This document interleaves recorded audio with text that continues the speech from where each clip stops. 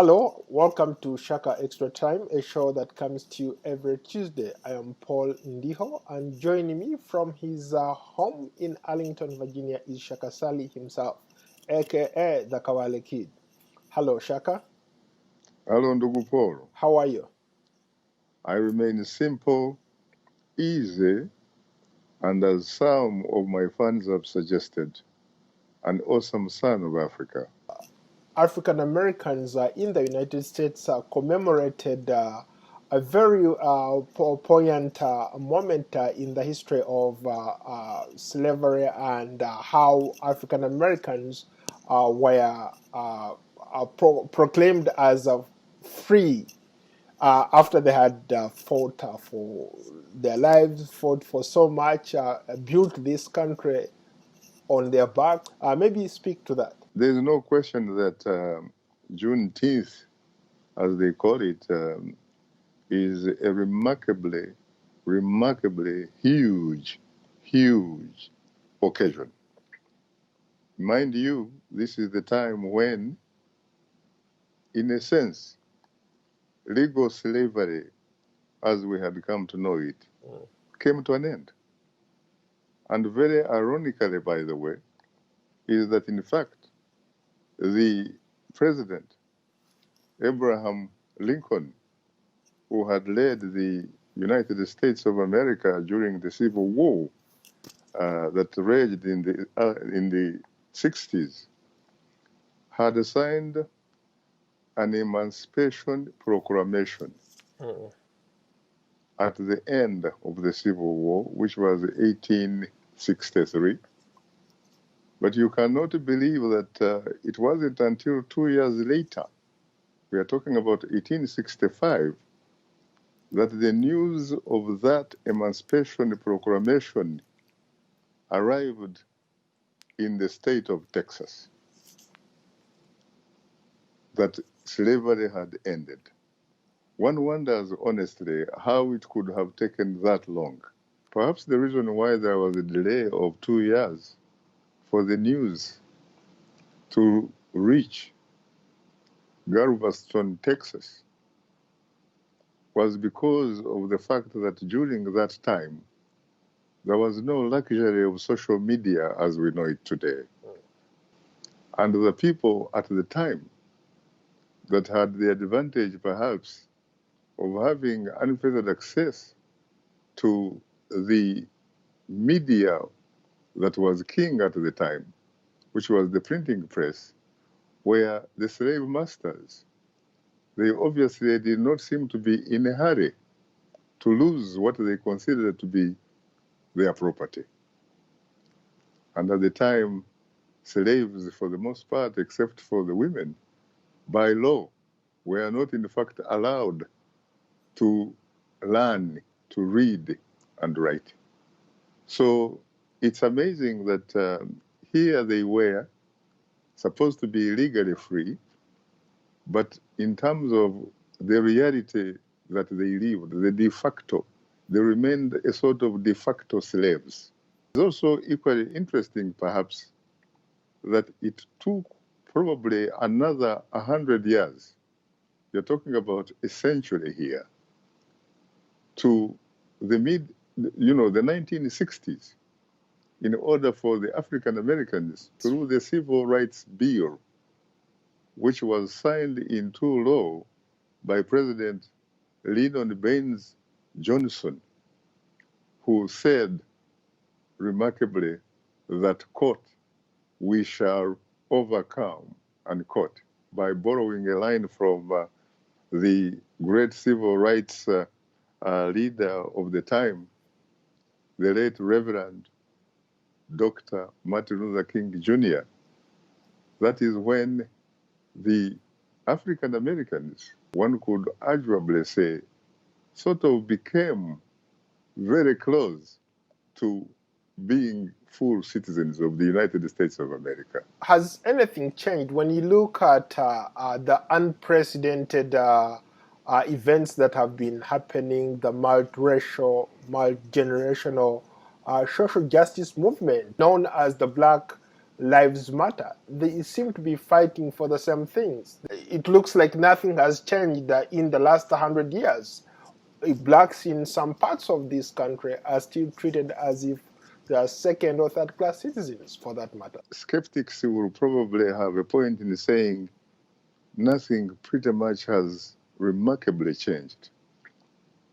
But I think that optimists will say there is a lot you can look around and say, and point to, and say, yes, some progress has been made, but a lot more is yet to be done. So, in other words, you still have a United States of America, which is not a perfect union, but there are still efforts to make it get somewhere close to a perfect union. I remember specifically back in 1968, Mexico City Olympics, where you had the Black Power movement, where 3 athletes put up the clenched fist. After one of them, Lee Evans, had not only won the gold medal of the 400 meters open, but in fact smashed the old Olympic and world record. And whenever you have a gold medalist like Lee Evans, he would therefore be awarded the gold medal. And during that ceremony, they would, of course, play the Spangled Banner.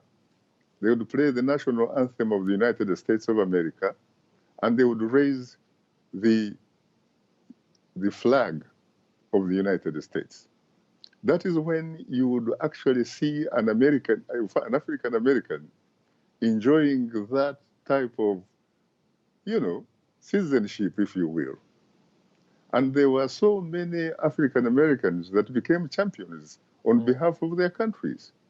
And therefore, they were able, through those international competitions, they were able to enjoy very briefly the status of being American citizens simply because they had become the best at their race in the world at that time. They were also musicians, superstars, who were able also to be referred to as Americans. And nobody denied that, not even the white Americans. In fact, they were very proud of some of these people. And as things, proceeded on, you begin to have some individuals being appointed to very important government positions.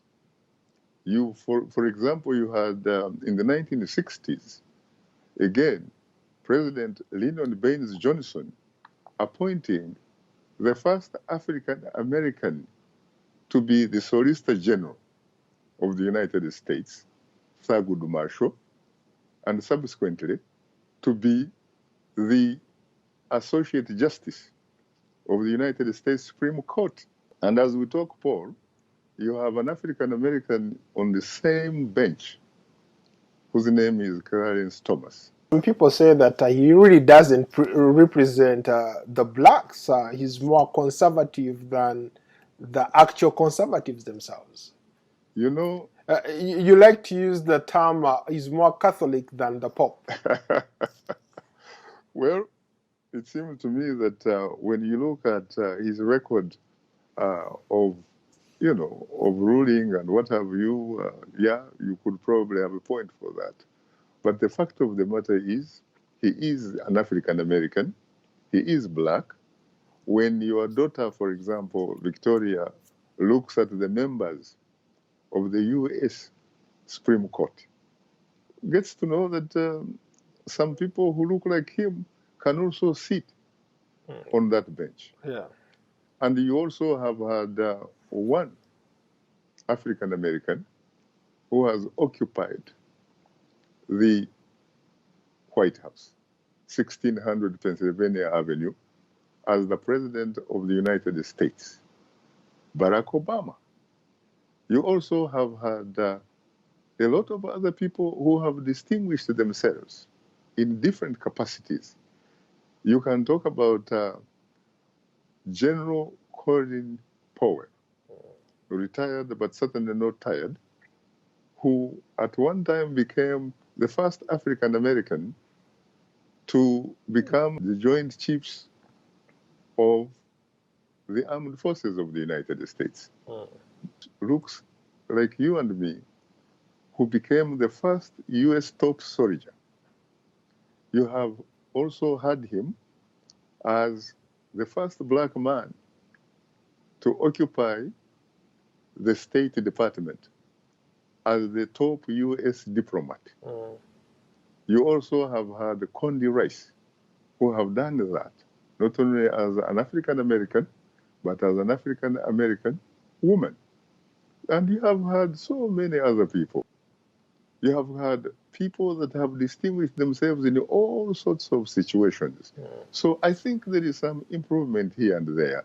And in fact, when you go across the United States of America, you go to any university campus, including the Ivy Leagues, which begin with Harvard, or you go to Columbia, or you go to Cornell, or you go to Brown University, you go to the University of Pennsylvania, you will find the African American both in the front of the class as a professor or a distinguished professor, and also in attendance.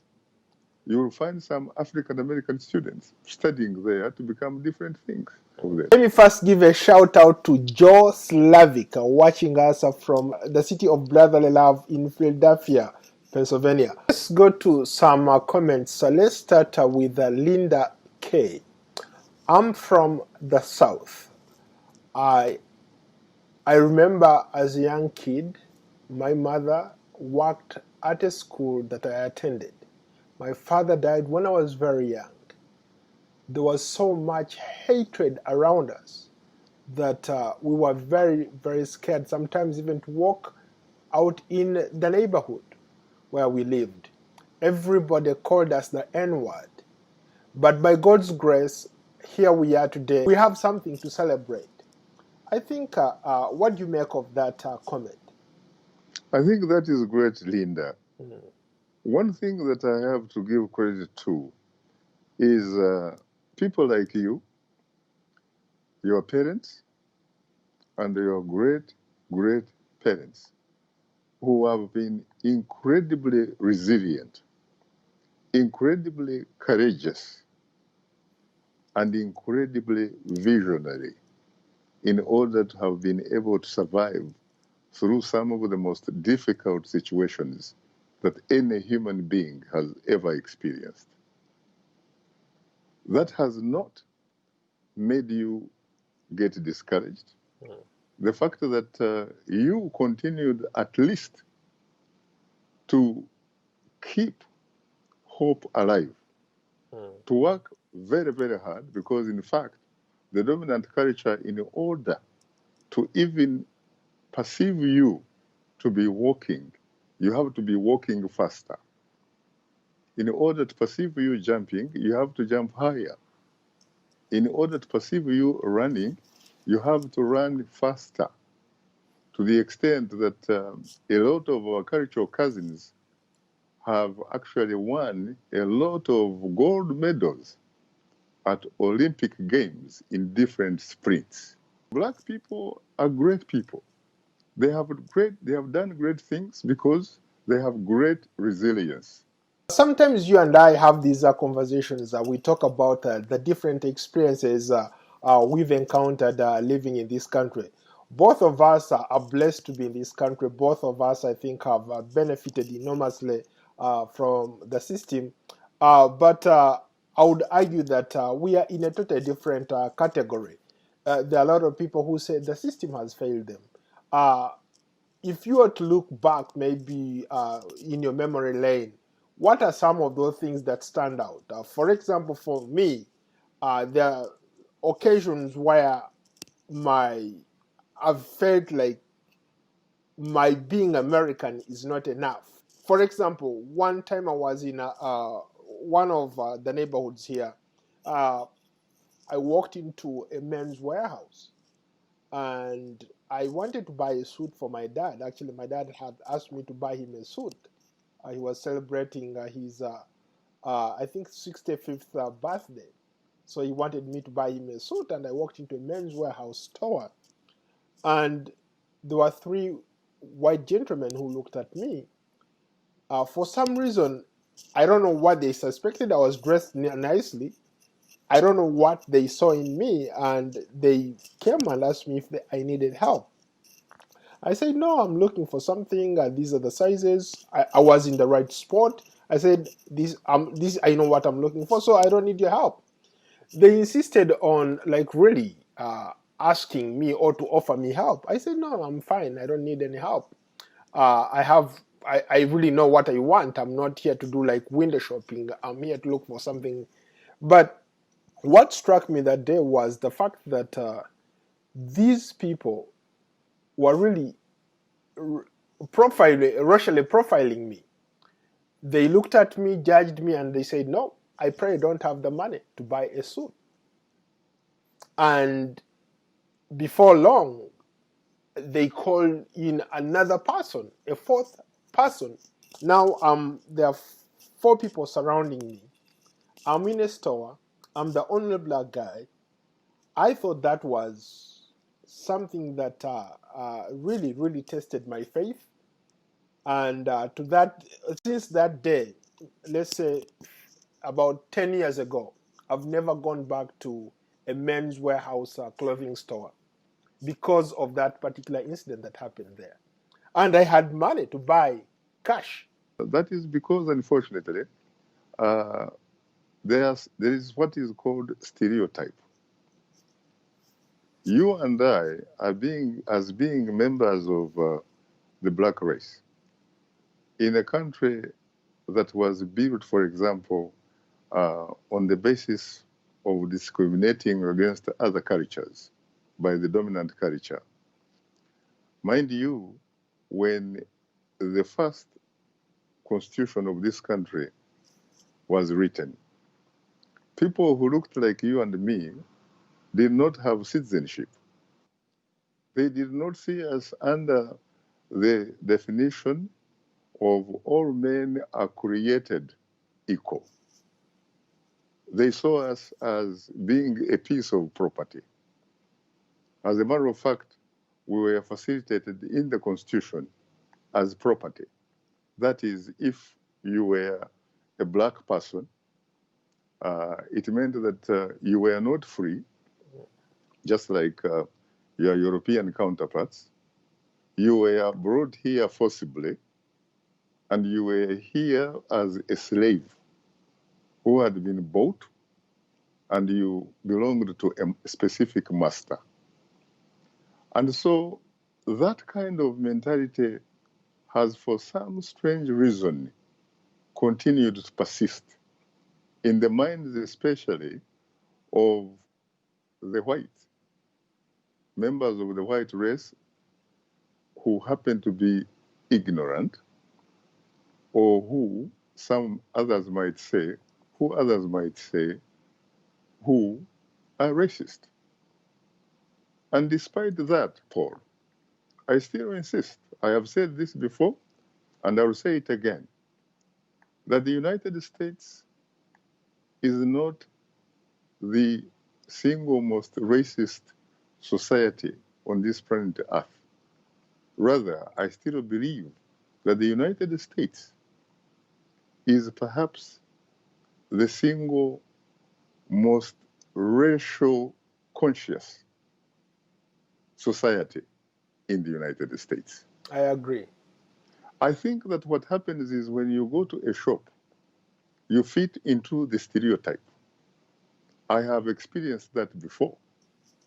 I have, in fact, even been arrested by the cops some time back in California, in Fresno, because they said that I looked like somebody who fit a profile of someone that had actually hit a bank.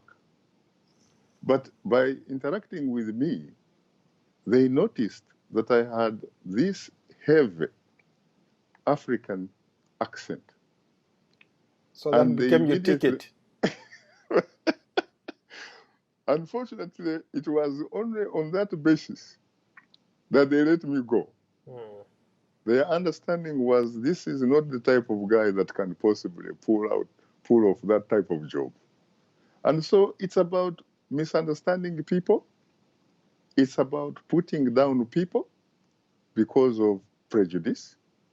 And the prejudice, racism, have actually been part of American society. I don't honestly think that every white human being looks at you simply because of your color, that you are not an equal human being. You're absolutely right. I have so many white friends. When I lived in a predominantly white neighborhood in Iowa, I had the best time ever. Even here, where we live, most of my friends are white. Yeah, but I think that when you and I come here from Africa, we exhibit a sort of naivety. We do not really understand the dominant culture here in the United States because we have not had an opportunity like our cultural cousins, the African Americans, or those Africans in the diaspora of America or Europe. We have not lived very closely, worked closely, gone to school very closely with people you call whites, sometimes referred to as members of the dominant culture. And therefore, sometimes it becomes difficult to gauge. There is an interesting comment here from Reagan. He says, I think racism is the systematic disunity of one blood, human blood, especially with the variation of the skin color. You know, Reagan, racism, as a matter of fact, can be defined in different ways.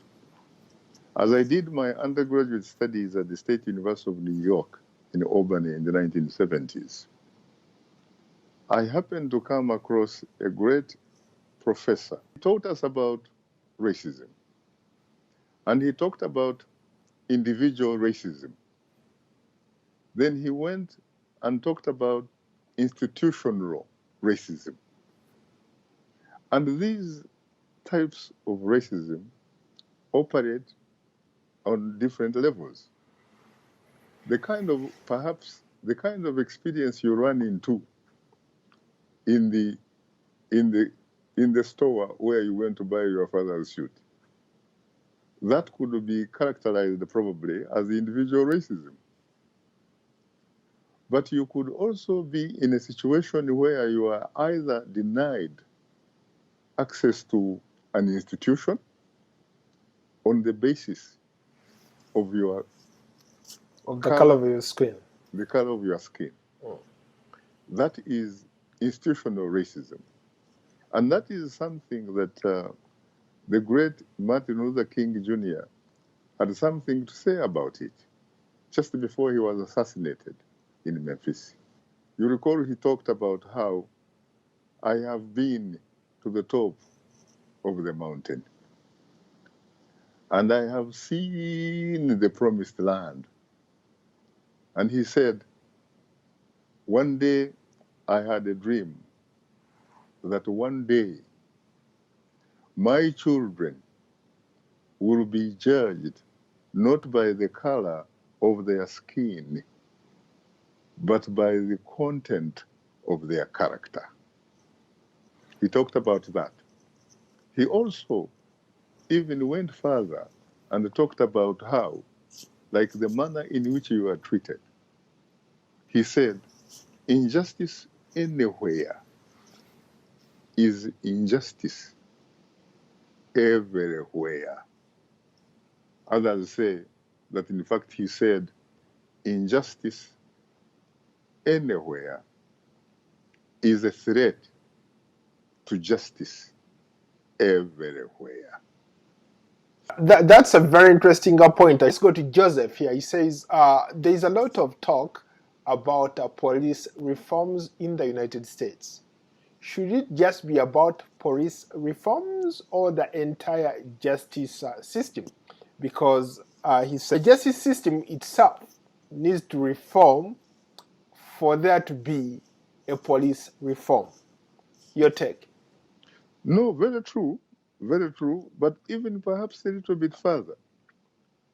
I think that there should be a fundamental reform which looks at any human being, irregardless of their color of the skin, irregardless of their gender, irregardless of their sexual orientation, irregardless of their religion or sectarianism, irregardless of their ideology. There should be something consistent in looking at all those people simply as members of one human family. They should be respected as human beings who have inalienable rights to live and enjoy, not endure, life on this planet Earth. All people should be considered as the same in the context of dignity. Everybody should have dignity. Everyone should have a right to own an opinion, however different it may be from yours, or however different it may even be to the party or the regime in the power, wherever that is applicable. Let me bring up something here. You talked about so many different things, but I wanted us to look at, for example, again, going back to the justice system here, where you have, I think, a broken down system where you have, for example, in some places where you have the prosecutors in cahoots with police department, then the judges lock up people, because at the end of the day, these prisons, the prison system here in most places is run as a corporation. All these people are using free labor, and guess what?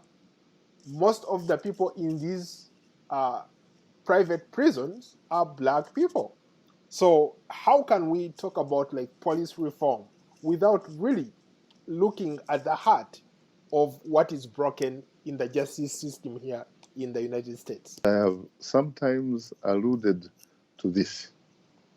I have talked about how, for example, change, however necessary it is, you should accept the fact that it is neither an incident nor an event.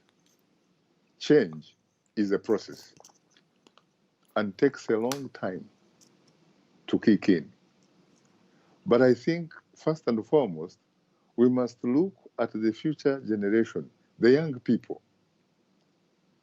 We must make sure that some of these important things we are talking about, the things that some would call values that bring everybody together as part of the human family, should be made to be part of educational curriculum, so that as kids, you actually start learning and studying and imbibing some of these cultural values, including social, economic, cultural, political justice for all.